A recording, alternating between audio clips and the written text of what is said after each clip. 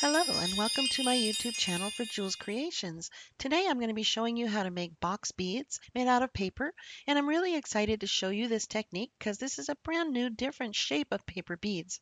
I searched all over the internet and I could not find any paper beads that are shaped like a box or a cube, so I decided to create my own and I call them box beads. And I want to share this design with you so that you can make them as well.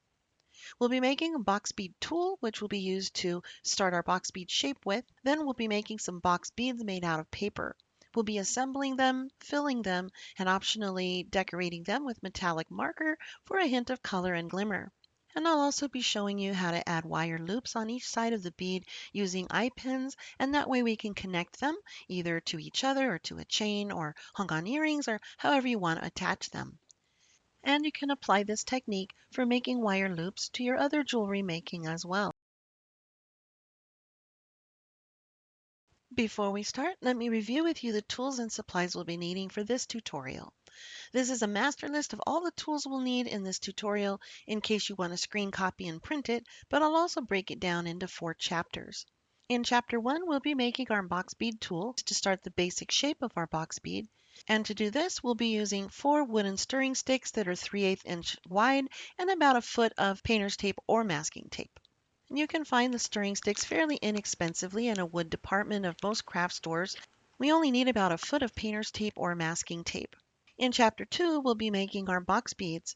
We'll want to lay down a clean sheet of paper for our working area, and this is for when we're using the glue. For the glue, we'll need a small amount of water-based clear drying glue and a small piece of aluminum foil to hold the glue. We'll also need a toothpick and a small paintbrush. And as an option, you can use some metallic markers for a hint of color and glimmer. We'll need to cut out our slices of paper, and you can use scissors, or optionally you can use a razor tool on a cutting board with a ruler to guide the razor tool. And I prefer the razor tool method because I think it gives a much cleaner, precise cut. Let's talk a little about the paper. Since the paper bead is hollow, it's best to use a strong paper that won't easily collapse. So I recommend a paper that's between 27 and 40 pounds in weight. And then when you glaze your beads, this will make them hard and strong as well. We'll talk more about glazing later. We'll be cutting out 3 strips of paper for each bead. Each strip will be 8 inches long and 3/8 inch wide. The width needs to match the width of our box bead tool. You can measure and cut them out, or I do offer a free downloadable printable template on my blog site here. Or optionally, you can also purchase the pink colored template I'm currently using at my online shop on julescreations.com here.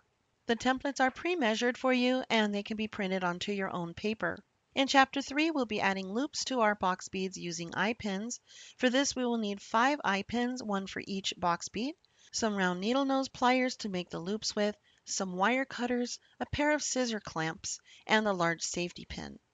Our final chapter, chapter 4, is on glazing our box beads. There are many ways to glaze our beads, such as using varnish or UV resin, but for this tutorial, I will just briefly touch on glazing the beads with varnish. For varnish, I recommend any clear drying water-based polyurethane, and we only need about a teaspoon of it. Optionally, you can use Mod Podge or some clear non-yellowing nail polish. And we'll also need a small paintbrush to paint the varnish onto our bead. So first we'll need our box bead tool, which will be used to start our box bead shape. A few pointers to remember when making the box bead tool. 1, I find that 3/8 inch sticks work the best because the beads that come from that are really nice for jewelry. It's not too big and not too small to work with. 2, if you use different sized beads, such as popsicle sticks, they will change the size of the box bead that you'll be making, and the number of sticks needed to match the width with the height may vary.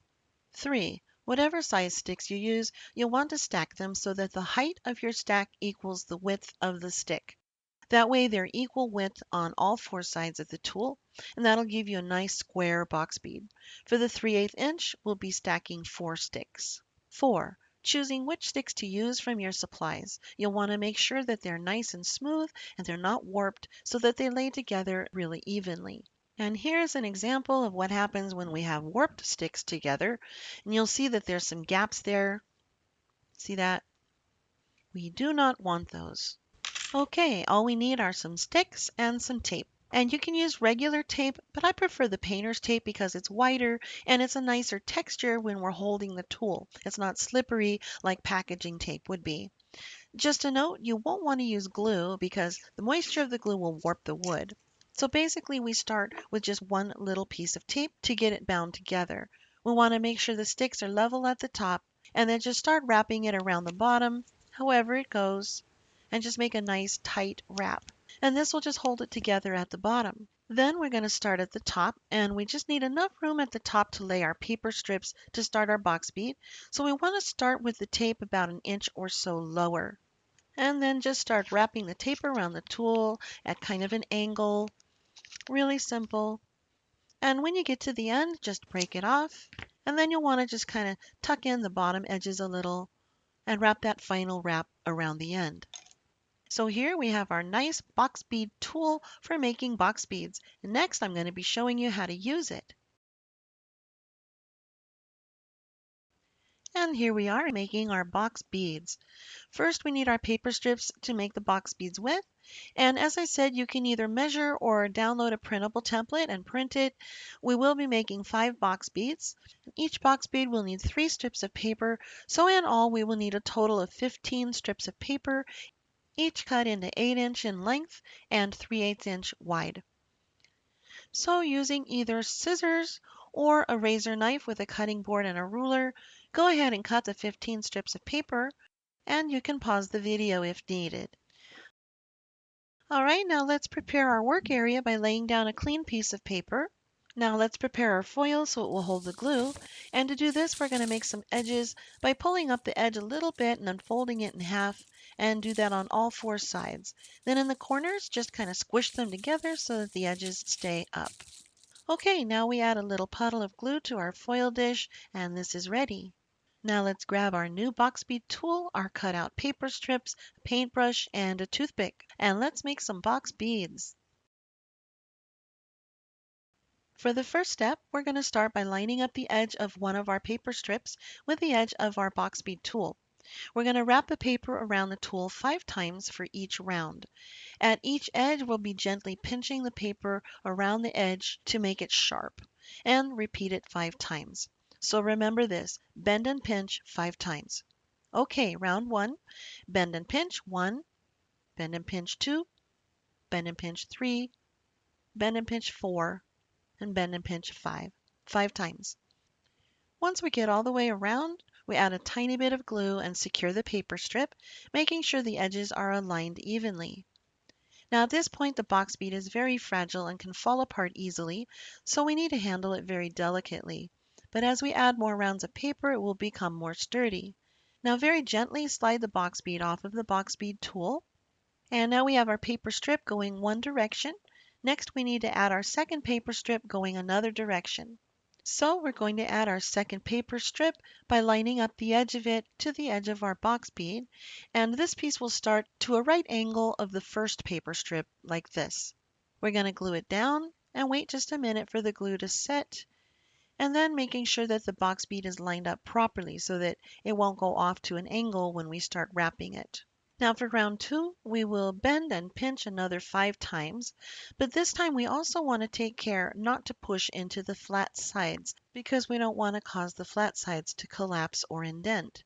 So go ahead and wrap this round, bending and pinching 5 times, then secure it with a touch of glue, making sure the edges of the paper are aligned, and this makes our first square. Now we've got a good start on our box bead, and you'll see that we've wrapped the bead in 2 separate directions. But our 3-dimensional bead has a third direction that we have not wrapped yet. As a side note, at this point, we have the option to add our third strip of paper, and that of course would go whichever direction we have not already wrapped. But in this tutorial, I'm just going to continue to show you the process, and then we'll be adding our third paper strip in a little bit. Now the next step is just to take turns wrapping the paper strips, doing the bend and pinch 5 times around each direction. However, from this point on, we also want to add some glue to our strips before wrapping them around, and this will make the beads stronger and keep them from separating or getting air in between the layers. So we're going to lay whichever paper strip we'll be wrapping next onto the table, and using our paintbrush, we'll just put a little bit of glue on the strip, covering just the area that we'll be wrapping. We won't paint the entire strip.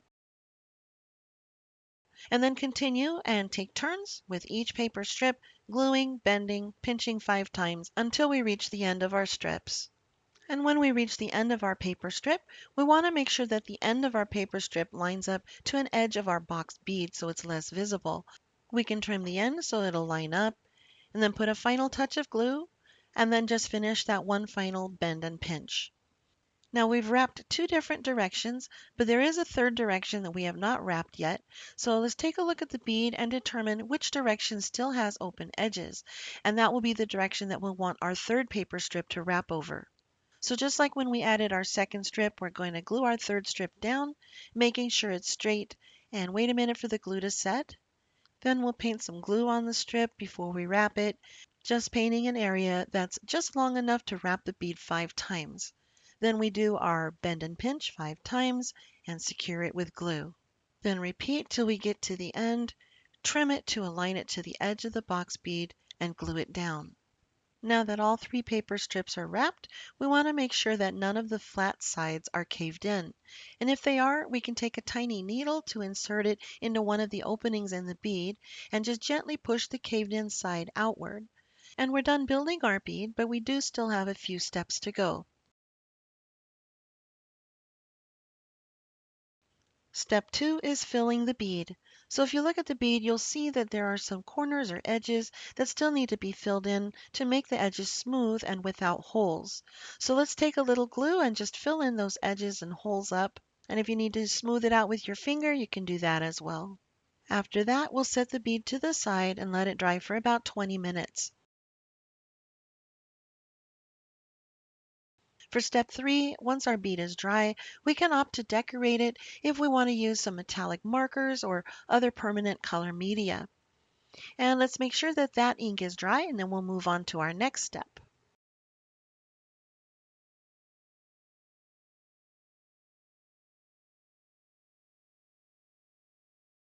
The next step is adding our loops, and I'll go over this in detail because I want you to understand the process.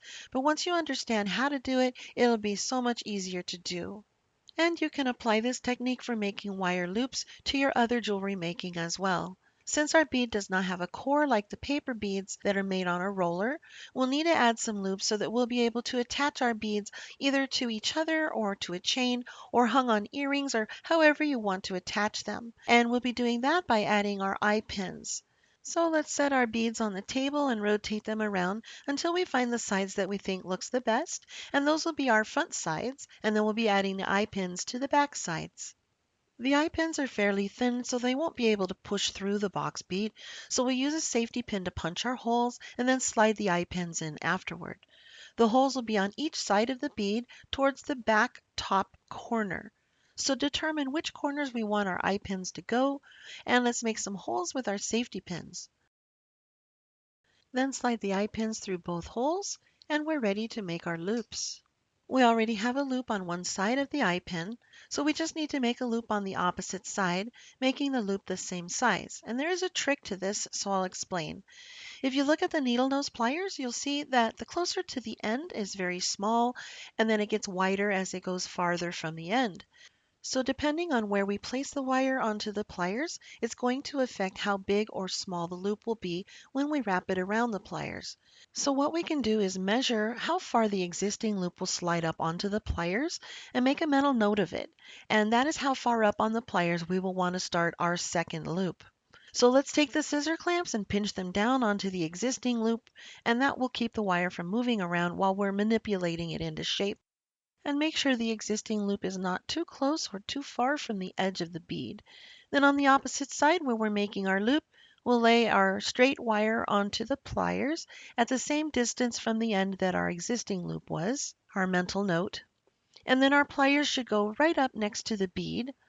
Then with a little bit of muscle, we're going to wrap our wire tightly around the plier until we can't go any further.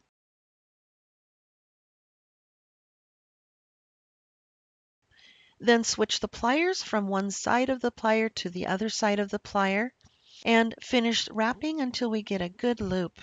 And we want to cut off the extra wire carefully because if we cut it too close, the loop will have an open gap and therefore anything that we link it to will just fall off. But if we cut it too far away, then we'll have an extra wire sticking out that may get hung up on something and the loop won't close completely. So we have to look at the loop and determine exactly where the wire crosses over itself, and that is where we want to cut the wire. Now before you cut, take a look at your wire cutters and you'll notice there's a flat side and an indented side. When you cut with the wire cutter, the flat side will leave a flat end and the indented side will leave a sharp end. And we want our cut to be flat. So we're going to place our wire cutter so that the flat side is facing the loop and the indented side is facing the extra wire to be removed. Now cut.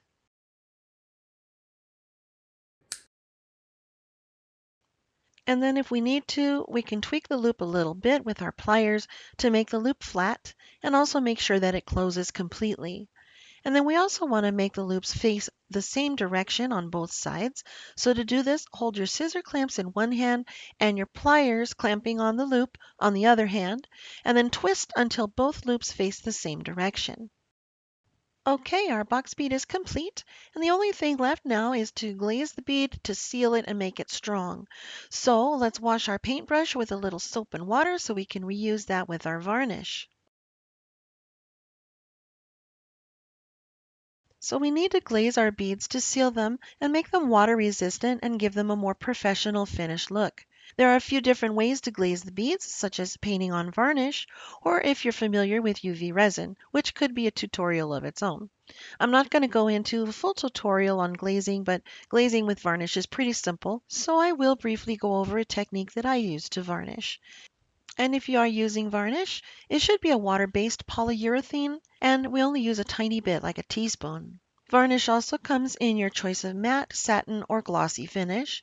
And since it's water-based, we'll be able to wash it off our paintbrush with soap and water very easily. And optionally, you can use Mod Podge or a clear, non-yellowing nail polish.